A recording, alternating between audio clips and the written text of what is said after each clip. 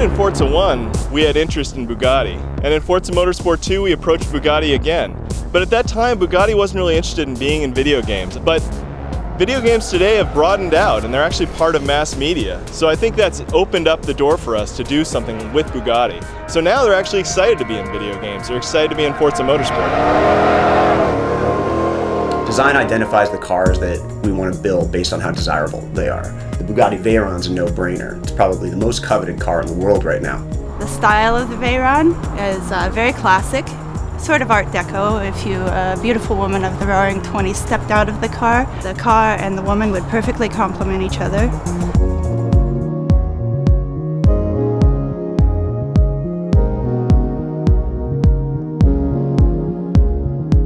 Bugatti Veyron, it's a technological masterpiece, not so much in that it made 1,000 horsepower, because that's really not that difficult to do with an 8-liter engine, but more in the sense that it's drivable as 1,000 horsepower car. An automatic gearbox that can take a 4,400-pound car and 987 horsepower and put it to the ground with all-wheel drive and not blow up, and it's got to do that for 120,000 miles. And it's not even just like the power or anything, it's the scale. This is a 1,000 horsepower 16-cylinder 4-turbo motor that's smaller than a big block Chevy, and the Veyron itself is 5 inches shorter than the current market Jetta. It's not even a big car. To have such a beautiful design and be able to hit 250 without just frisbeeing off the road it's just incredible.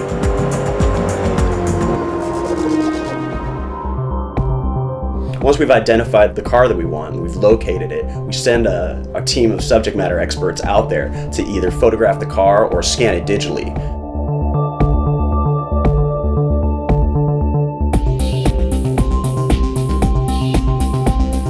This is, in some ways, the most exciting job on the team because you get to put your hands directly on the metal of cars that most people will never see in person. One of the new features for Forza 3 is cockpits. This presents an interesting challenge from a modeling perspective because it's so hard to get the sense of scale from inside the cockpit and communicate that in game.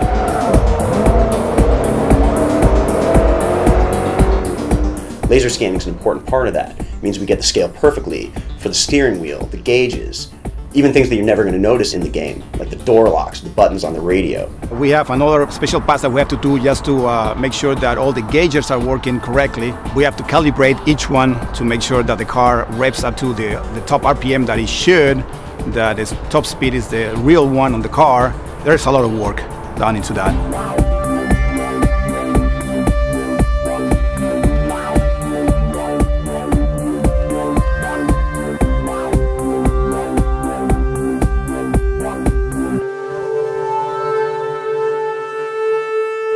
The result is a super high definition mesh. For Forza 3, we've completely revamped the graphics engine. We're pushing 10 times as many polygons as we have on any previous version. It manifests itself by what you see in the game, the beautiful lines of curvature, the detail, and the lights and lenses, the detail in the brake rotors and calipers that are so close to reality they're almost indistinguishable.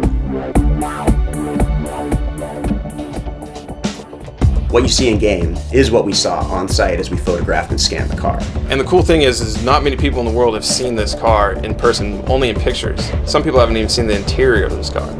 And in Forza 3, you're going to be able to customize it, you're going to be able to drive it, you're going to be able to see the interior, you're going to be able to do almost anything and everything with this car that most people will never see in their life.